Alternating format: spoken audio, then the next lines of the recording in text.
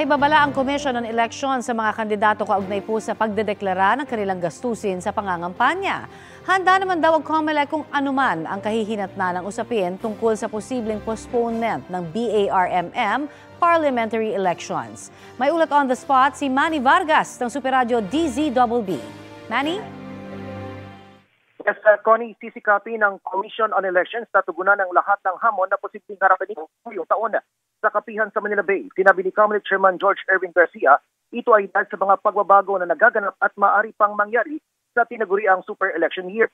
Kabilang dito ang pagpasa ng Kongreso sa paglilipat ng parliamentary election sa BARM sa Oktubre sa halip na isabay sa national and local election sa Mayo. Kung mangyayari niya ito, ay kailangan nilang paghandaan ang posibleng pagbubukas ng filing para sa mga dagdag na tatakbo sa parlamento sa Hunyo. Sakali namang harangin ito sa Korte Suprema, ay kailangan rin nilang paghandaan ng posibilidad na matuloy ang botohan sa BARM parliamentary sa Mayo at ihabol ang pag-iimprenta ng mga kailangang balota. At ngayong 6 na araw, bago ang simula ng national campaign period sa February 11, pinaalalahanan ng COMELEC ang mga kakandidato na magiging mahigpit sila sa pagpapatupad ng patakaran ukol sa SOSE o yung Statement of Contributions and Expenditures.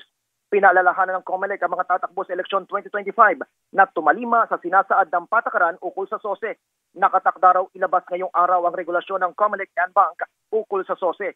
Paliwanag pa ni Garcia na hindi nila tatanggapin na libre ang gastos sa mga ito dahil kasama sa SOSE maging ang donasyon na tatanggapin ng isang kandidato. Babala naman ng COMELEC Chairman, madidiskwalipika sa paglahok sa mga susunod na eleksyon ang sinumang kandidatong mabibigong magsumiti ng SOSE sa dalawang magkasunod na nilahukan nilang eleksyon. Connie? Maraming salamat Manny Vargas ng Super Radio DZBB.